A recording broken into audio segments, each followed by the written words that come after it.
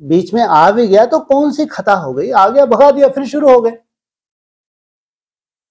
जब हम शुरू में प्रैक्टिस करते हैं तो 15-20 सेकंड का, 25-30 सेकंड का स्वतः ही, जैसे हवा होती है ना वायु, तो कैसे उसको कंट्रोल कर पाते हैं, जैसे पारा बताया बाबा ने, पारे को बांधा जा सकता है स्वतः ही कंट्रोल से बाहर, स्वतः। लेकिन धीरे धीरे अभ्यास और वैराग्य टाइम लगता है। जबकि अगर 2-3 संकल्प भी चल गए तो कोई बहुत बड़ी बात है कि तो बहुत अच्छी रिजल्ट है। हाँ ये भी है कि जब निरंतर की जब तुम बात कर रहे हो कि एक भी नहीं चलना चाहिए, है ना, वो भी प्रैक्टिस ही से ही होगा। और इसलिए खास चेकिंग के लिए हमको समय मिल रहा है 7 रोज, खास थर्मामीटर लगा के देखना होता है 7 रोज में, तो उस समय कि ये 7 रोज में मेरा थर्मामीटर कहाँ तक मेरे को बता रहा है। हर 7 रोज में जब स्पेशल प्रैक्टिस करते हो उसी में तुम्हारी परफेक्शन है, ध्यान रखना। 7 रोज की प्रैक्टिस में तुम्हारी जो इंटरनल जो एक थर्मामीटर कहो, जो एकाग्रता बढ़ रही है, वो तुमको साक्षात्कार होता है। फिर कर्म में भले ही हल्कापन आ जाता है, कर्म में तो तुम कर्म योगी हो, हर कर्म करते हो याद की मेहनत करनी होती है, लेकिन उतनी अच्छी चेकिंग नहीं हो पाती, और फिर भी बीच बीच में तुम प्रैक्टिस करते हो। लेकिन खास जो एकांत का समय मिलता है वो है ही अपनी खास अवस्था को चेक करने के लिए कि तुम्हारी परिपक्व अवस्था कहां तक बनी है, वो तुम एकांत में ही प्रैक्टिस कर सकते हो, अपनी चेकिंग कर सकते हो। केवल एकांत खास होता है तुमको तुम्हारा थर्मामीटर दिखाने के लिए, तो तुम्हारा पारा कहां तक चढ़ा है, कहां तक पहुंची है सुई। इसलिए 7 रोज है रियलाइजेशन, है ना, और फिर नया टारगेट। हर बार एक नया महसूस भी करें, अनुभव भी करें, फिर आगे के लिए नया टारगेट भी लें। बाकी कर्म योग में तो हल्कापन आ जाता है, हल्कापन तो भी हम कर्म योगी हैं, कर्म करते करते भी याद की मेहनत करते हैं। कोई कोई तो इतने अच्छे हैं कर्म करते करते बीज रूप अवस्था की प्रैक्टिस भी करते हैं। ये तो जैसे हमको चिंता लग जानी चाहिए, है ना, जैसे कोई चीज विशेष जिसके ऊपर रिसर्च की जाती है तो कितने चात्रक होते हैं, बार बार बीच में संकल्पों को रोकने की आदत पड़ जाए, बार बार संकल्पों को रोकने की आदत पड़ जाए। अगर आप ये प्रयोग करके देखें कि जब हमारी विशेष टर्न आती है उससे पहले बीच में जो समय है उसमें बार बार प्रैक्टिस करो संकल्पों को रोकने की, बार बार, देखना कितनी सुंदर रिजल्ट मिलेगी। इसलिए हमको वो 7 रोज तो विशेष है, लेकिन सदा ही भट्टी में रहना है। लेकिन वो 7 रोज में आपको आपका दर्शन होता है, अपना साक्षात्कार होता है कि मेरी अवस्था कहां तक बनी है। और हर बार चढ़ती कला की महसूसता होगी, ये हो नहीं सकता, हर बार चढ़ती कला की महसूसता होगी। लेकिन कर्म में आते आते कैसे न्यारे और प्यारेपन का अनुभव करना है, कैसे डिटैच रहना है। मेरा तो एक बाप दूसरा ना कोई, वो हमारा तीसरा नेत्र। स्थूल नेत्र तो हम अक्सर जो योगी आत्मा है कंट्रोल करके रहती हैं, ये योगियों की विशेषता होती है। स्थूल नेत्रों को हमेशा कंट्रोल करके रहते हैं योगी आत्माएं, इसलिए उनका यादगार भी देखा है, एकाग्र दृष्टि होती है उनकी। लेकिन जो तीसरा नेत्र है वो भी हमारा एकाग्र रहे, कहीं भी उसको भटकने नहीं देना, सिवाय बाप के और कहीं भी ना जाए। वो फिर आपको 1 हफ्ता जो चांस मिलता है उसमें बहुत सुंदर सुंदर साक्षात्कार होंगे, स्वयं स्थिति। ये है रियलाइजेशन के लिए भट्टी मिली हुई है।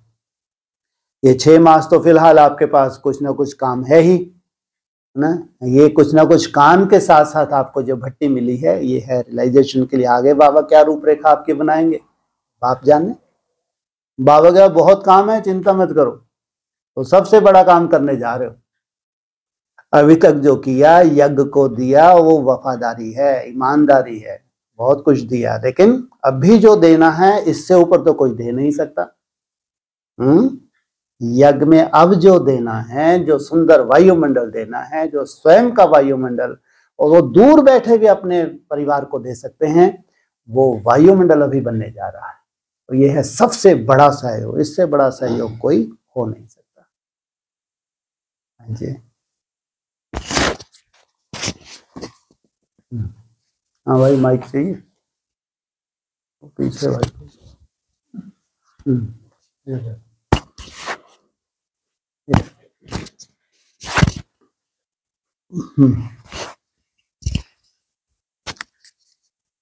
जैसे कभी कभी बहुत अच्छी अवस्था रहती है, कभी कभी बहुत अच्छी अवस्था रहती है, तो उसमें तो बहुत कम संकल्प आते हैं।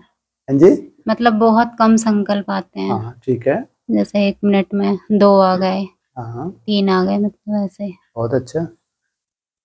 हमेशा ही अच्छी अवस्था रहे तो कहेंगे अब तो हमारा पुरुषार्थ खत्म, लेकिन आपकी मेहनत का फल है जब बीच बीच में आपको बहुत अच्छा अनुभव होता है, ये है आपकी मेहनत का फल।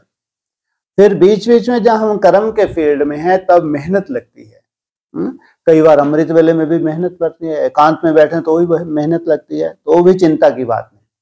हमको कैसा भी हो, कैसे भी हिसाब किताब हो, लेकिन हमको मेहनत करनी है। उस मेहनत का फल ही है जो बीच बीच में बहुत हल्कापन लगता है, सहज लगता है, बहुत कम संकल्प आते हैं, ये उसी के रिजल्ट है। नहीं तो सबसे पहले तो आप लोगों को अभी समय का ही ज्ञान नहीं है।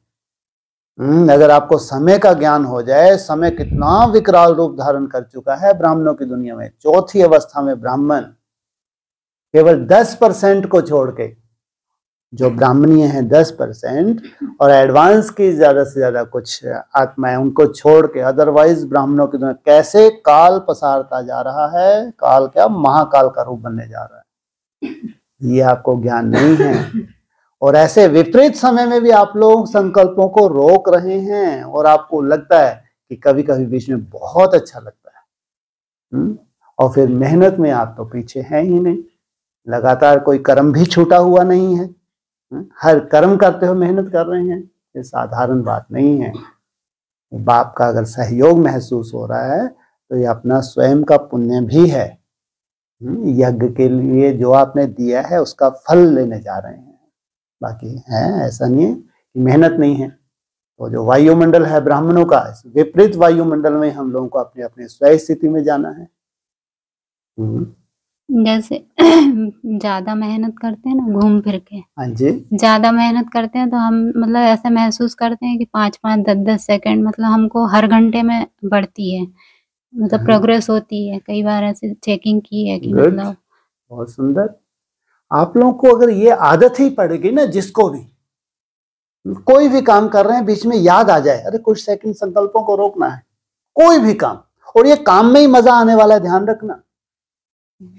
ये जो भी आप कर रहे हैं, जो भी ड्यूटी, उसको करते करते ही मजा आने वाला है, लेकिन बस आपको बीच बीच में याद आने लगे, कुछ सेकंड के लिए टिकना है।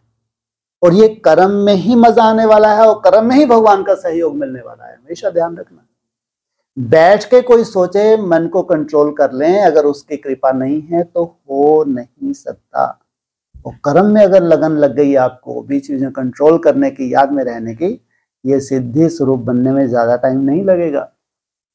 वही आत्माएं एकांत का आनंद ले सकेगी, एकांत में लंबा समय गर्भ जेल नहीं सौरभ क्या गर्भ महल का अनुभव कर सकेंगी, जिन्होंने कर्म योगी का टाइटल लिया है। इसलिए इतना आसान नहीं है। एकांत तो सबसे बड़ी मुसीबत है। हाँ, तूफान एकांत में ही होते हैं। ब्राह्मणों की दुनिया में योग की सिद्धि प्राप्त करना कोई मासी का घर नहीं है। अगर ये बैठने से हो जाता तो पता नहीं कितने सिद्ध हो जाते। इसलिए आपकी सबसे बड़ी विशेषता है कर्म योग की। जिसने कर्मयोग में इतनी सुंदर मेहनत कर ली, तो सोचो जब उसको चांस मिलेगा एकांत का, इतना सुंदर मेहनत करके वो परफेक्शन भी धारण कर लेगा। वो भी एक मेहनत है। लेकिन कर्म योग में जिसकी चिंता लगी रही और उसको एकांत में वो सफल ना कर पाए, ये हो नहीं सकता। इसलिए कर्म योग करते करते बीच बीच में आकर्षण होना, कुछ कुछ सेकंड के लिए आकर्षण होना, समझो अपनी स्थिति में 4 चांद लगाता है। हाँ जी।